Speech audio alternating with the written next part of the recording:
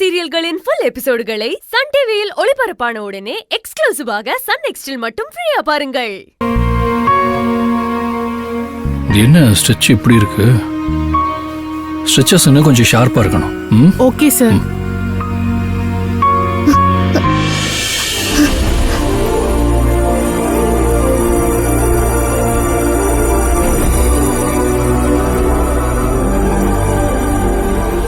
என்னாச்சுங்க? அது அது வந்து ஓ, உங்க வழியில குறுக்க மாட்டேனோ? சாரி, இனிமே குறுக்க வர மாட்டேன். அன்பு சார். சாரா? என்னங்க சாரெல்லாம் கூப்பிடுறீங்க? ஏதோ பெருசா வச்சிருக்கீங்க போல இருக்கே. ஐயோ, அப்படிலாம் ஒன்றும் இல்லை சார். நீங்க என்ன சாரனும் கூப்பிட வேணாம், அவன் வேணும் கூப்பிட வேண்டாம். அன்பனே கூப்பிடுங்க. சரி, அன்பனே கூப்பிடுறேன். ரொம்ப தேங்க்ஸ். ஏங்க,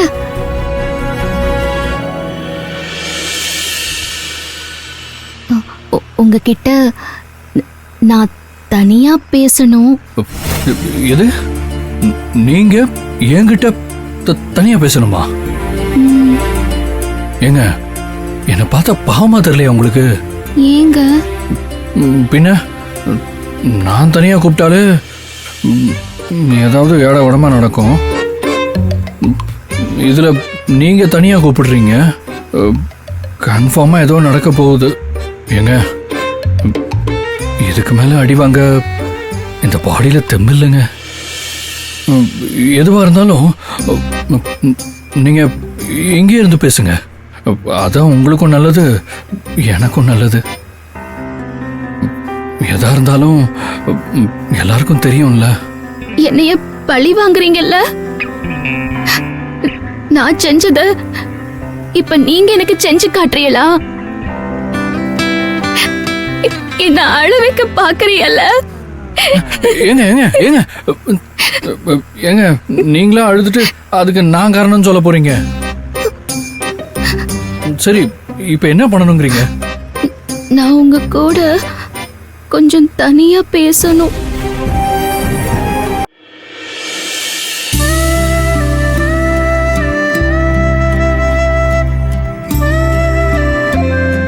ரொம்ப நேரம் அமைதியாவே இருக்கீங்க. சொல்லுங்க, என்ன பேசணும்?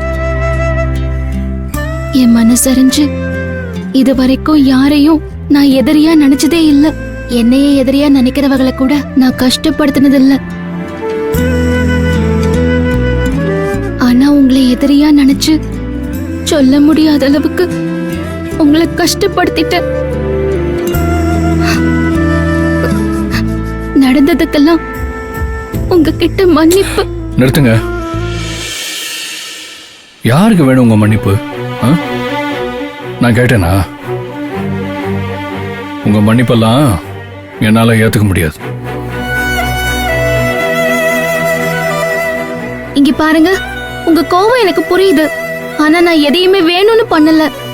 சூழ்நிலை எல்லாமே உங்களை என் கண்ணுக்கு கெட்டவரா காட்டிருச்சு. நான் அதை நம்பி உங்களை தப்பா புரிஞ்சுக்கிட்டேன். நம்மளால ஒருத்தருக்கு இப்படி கஷ்டம் வந்து போச்சேன்னு ராத்திரி எல்லாம் தூங்கவே இல்லை தெரியுமா?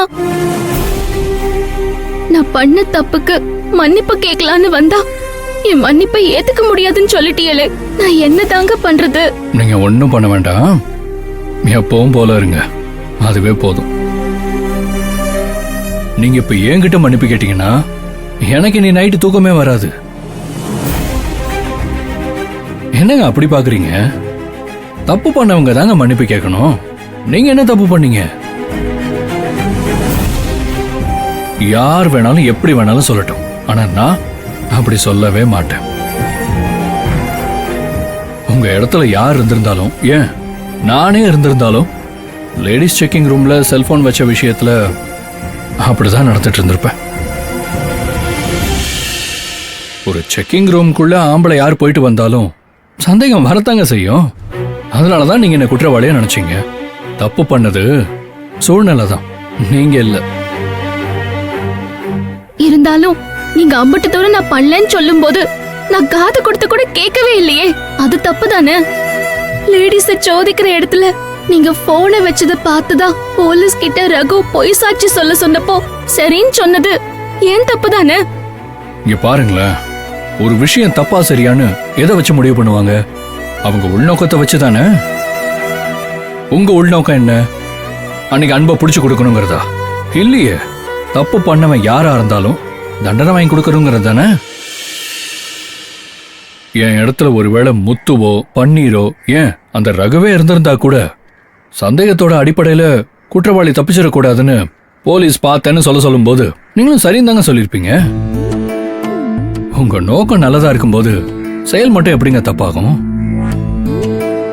அந்த ஆனந்தியை தான் எல்லாருக்குமே பிடிக்கும். கொஞ்ச நேரத்துக்கு முன்னாடி என்கிட்ட தலை குனிஞ்சு நின்னீங்கல்ல, அந்த ஆனந்தியை யாருக்குமே பிடிக்காது. பண்ணாத தப்புக்கு நான் மன்னிப்பு கேட்க மாட்டேன்னு அந்த கருணாகரம் முன்னாடி தலை நிமிர்ந்து நின்னீங்க பாத்தீங்களா, அந்த ஆனந்தியை தாங்க எங்க எல்லாருக்குமே பிடிக்கும். எப்பவும் நீங்க என்ன விரோதியா நினைக்கல, நானும் எந்த தப்பும் பண்ணல. சூழ்நிலை தான் என்னை எதிரியா மாத்திருச்சு. இனிமே எந்த சூழ்நிலை வந்தாலும் என்ன சந்தேகப்படாம இருங்க, அதுவே எனக்கு போதும். உங்க மன்னிப்பெல்லாம் எனக்கு வேண்டாங்க. இல்லங்க, நீங்க வேணான்னு சொல்றது உங்க பெருந்தன்மையா இருக்கலாம். ஆனா எனக்கு மனசு இடம் கொடுக்கல. இங்க பாருங்க, நான் இவ்வளவு சொன்னதுக்கு அப்புறமும் நீங்க என்கிட்ட மன்னிப்பு கேட்டீங்கன்னா அதுக்கப்புறம் நான் உங்கள்கிட்ட பேசவே மாட்டேன். கொஞ்சம் ஃப்ரீயா விடுங்க. உங்க மன்னிப்பை விட நீங்க எப்பவும் போல சந்தோஷமா இருக்கணும். எனக்கு அதான் வேணும். மனசு போட்டு குழப்பிக்காம போய் வேலையை பாருங்க.